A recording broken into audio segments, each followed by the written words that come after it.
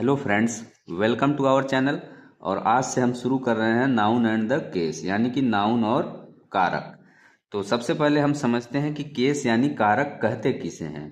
Friends, case जो होता है यह नाउन या प्रोनाउन का वह रूप है जो सेंटेंस में अन्य शब्दों यानी वर्ड्स से उसके संबंध को प्रकट करता है। बात स्पष्ट हो गई। तो ये थी केस की डिफिनीशन। अब हम जानेंगे कि केस कितने प्रकार के होते हैं। तो आइए अब हम बात करें काइंड्स ऑफ केस की, यानी केस के प्रकार की। तो फ्रेंड्स, केस जो होते हैं वो 4 प्रकार के होते हैं। कौन कौन से? पहला है नॉमिनेटिव केस यानी कर्ता कारक, और दूसरा है ऑब्जेक्टिव केस या एक्यूजेटिव केस जिसको कि हम कर्म कारक कहते हैं। तीसरा है पॉजेसिव केस यानी संबंध कारक, और चौथा है वोकेटिव केस यानी कि संबोधन कारक। तो इस तरह से केस के कुल 4 प्रकार हो गए। इस तरह से नाउन या प्रोनाउन से जुड़े केस के कुल कितने प्रकार हो गए? 4 प्रकार हो गए। अब हम बात करेंगे पहले केस की। अब हम नाउन या प्रोनाउन से जुड़े पहले केस की बात करने जा रहे हैं, जो कि क्या है? नॉमिनेटिव केस है। इसको कि हम हिंदी में क्या कहते हैं? नॉमिनेटिव केस को हम हिंदी में क्या कहते हैं? कर्ता कारक। तो आइए अब हम समझते हैं कि नॉमिनेटिव केस होता क्या है। फ्रेंड्स, कोई नाउन या प्रोनाउन जो वर्ब के सब्जेक्ट की भूमिका निभाता है वह नॉमिनेटिव केस में होता है। कोई नाउन या प्रोनाउन जो वर्ब के सब्जेक्ट की भूमिका निभाता है वह नॉमिनेटिव केस में होता है। तो ये हो गई नॉमिनेटिव केस की डिफिनीशन। अब हम जानेंगे कि नॉमिनेटिव केस के अंतर्गत नाउन का प्रयोग सेंटेंसेज में किस तरह से होता है। तो इसके लिए यहाँ पे नीचे कुछ सेंटेंसेज के एग्जाम्पल्स दिए गए हैं।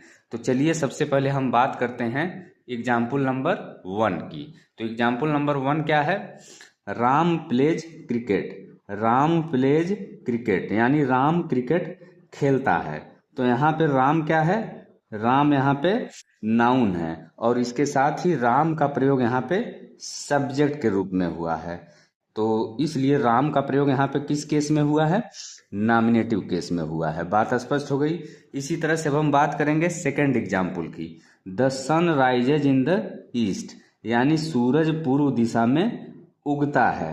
तो यहाँ पे इस सेंटेंस में सूरज यानी द सन क्या है? नाउन है, और नाउन होने के साथ साथ इसका प्रयोग सब्जेक्ट के रूप में हुआ है। तो यह स्पष्ट हो जाता है कि द सन का प्रयोग यहाँ पे किस रूप में हुआ है?